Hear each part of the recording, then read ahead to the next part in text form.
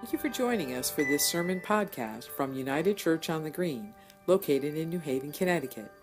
No matter who you are or where you are on life's journey, you are invited and welcome. If you enjoy this podcast and would like to learn more about our open and affirming ministry at United Church on the Green, please visit our website at unitednewhaven.org. Thank you.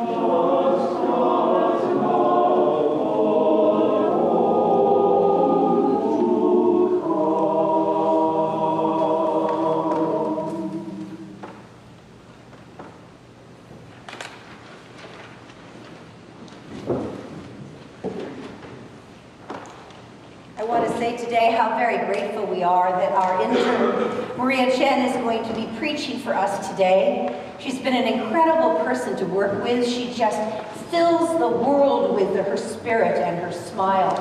She speaks so many languages, and just the other day she told me she was translating Ephesians from the Greek into English.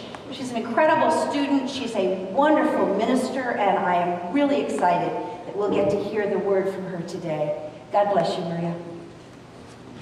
Thank you. Good morning.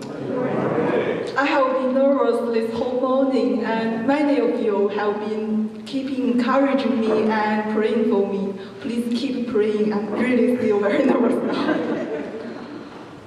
The resurrection of Lazarus is a story that my mom used to tell me when I was young. Lazarus, the brother of Mary and Martha, he got sick.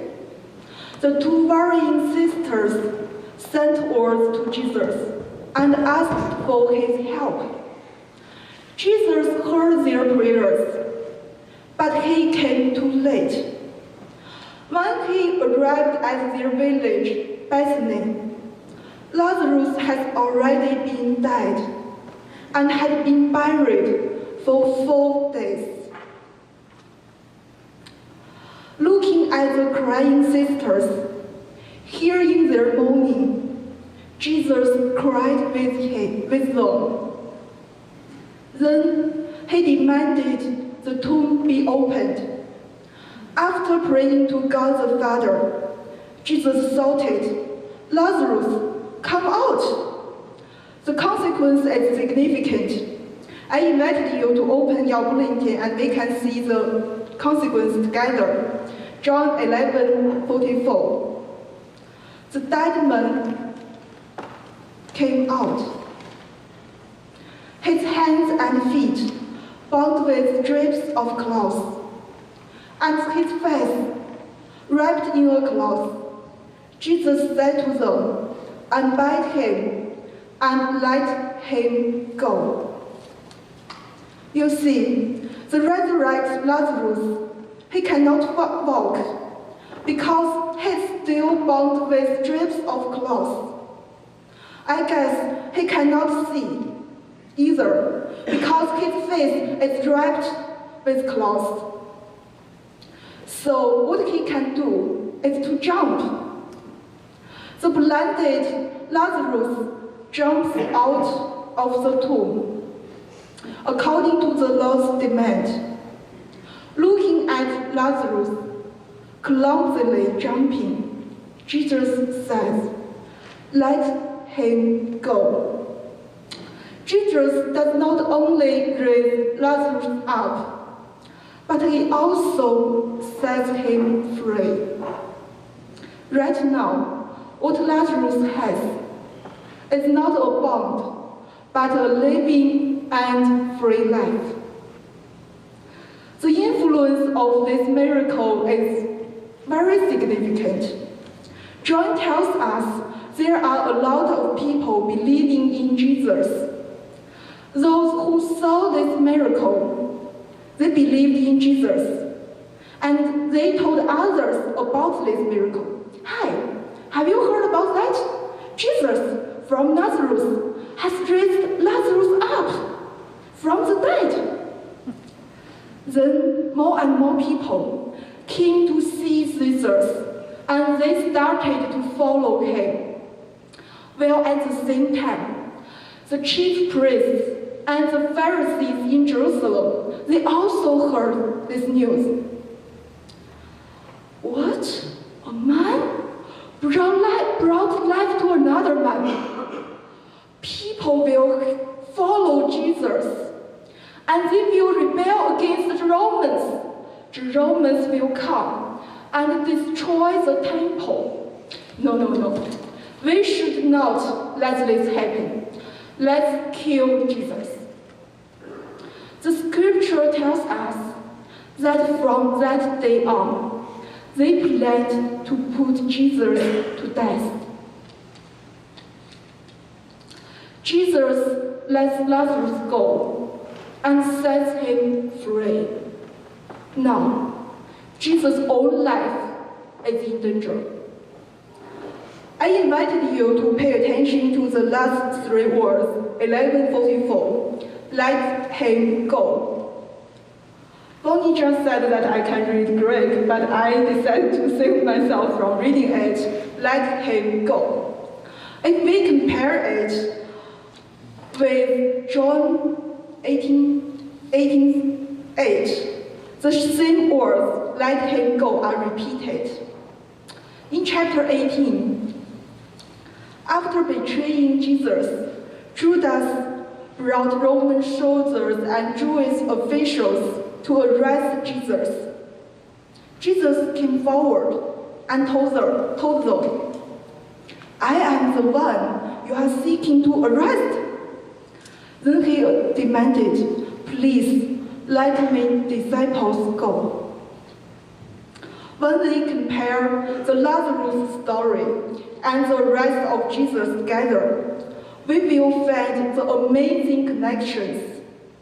That is, Jesus gives life to Lazarus and let him go. Then the Jewish leaders decided to kill Jesus. Now, Jesus let his disciples go.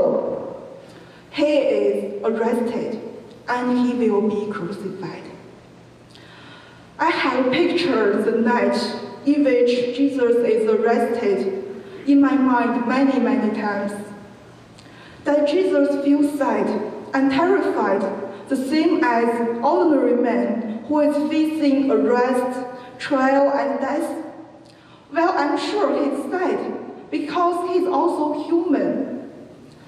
I'm not sure whether he fears or not, but even though he's scared at that moment, he still comes forward and asks Roman soldiers to let his disciples go. We should not forget that Jesus is not a helpless victim. If Jesus wants, he could perform a miracle and make all the soldiers go, right? On the contrary, he chooses to give up himself in order to give life to his disciples, to let them go, and also to let you go, to let me go, to set us all free. But I'm not free. I'm a slave to my cell phone. On New Year's Eve, I made a resolution to get rid of my addiction to iPhone 2019. On January 5th, just 4 days later, I broke my promise and played my cell phone again, from afternoon to midnight, 9 hours in total. On January 9th, just another 4 days later, I played my phone again, this time from evening to 5 a.m. Yes, 5 a.m. The next day, January 10th, I played it again from 10 a.m. in the morning to 5 p.m. I stopped 5 p.m. because my friend Shona came to my apartment and we had a wonderful dinner together. But after her leaving, I picked up my cell phone and this time from 8 p.m. to 2 a.m. So just in 2 days, I played my phone 24 hours. While I was playing my phone, trust me, I did feel guilty and I know it was wrong. It will harm my eyes, destroy my sleep, and I will not be able to get up the next day, and everything will be ruined. I knew this result, but I still cannot stop. I told myself that I need to get rid of my addiction in order to save myself. But I said no to myself, rejecting this insight actively. I chose this self-destructive path without any control. Is Jesus powerless? That he cannot help me to keep my promise, to keep my resolution? Or maybe Jesus does not love me, so he refuses to help me to keep my resolution. Please imagine this. When Jesus calls Lazarus to come out, what would happen if Lazarus refused to jump out of the tomb? What would happen if he refused to get unbound? The answer is clear. If Lazarus refuses, he will never be free. Jesus is powerful, and he has the power to raise Lazarus up and to let him go. Jesus loves Lazarus, so he wants him to have a free life. He also loves us. He also wants us to have a free life. As Jesus needs Lazarus' cooperation, yes, Jesus also needs Lazarus' cooperation. He needs Lazarus to jump out of that tomb. So he also needs us, needs our cooperation, needs us to accept his help. Jesus cannot help if I reject him. If we reject him, he's not able to give us a free life. It's really very difficult for me to deliver this sermon today because I played my phone last Thursday again, 9 hours, and also last night for hours just before my sermon. I really made up of my mind that I want to have a free life, I want to accept Jesus' help. But I'm too weak to control myself. I feel so ashamed, and I am disappointed at myself. Last night before I went to bed, I read 1 John 1:9, and it says, if we confess our sins, God is faithful and just. He will forgive us and clean us from all unrighteousness. Even though I am disappointed at myself, I hate myself, but Jesus still loves me, loves you, loves us. we are too weak to live a righteous life, to live a free life.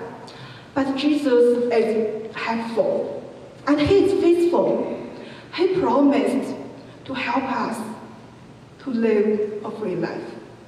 Amen. Amen.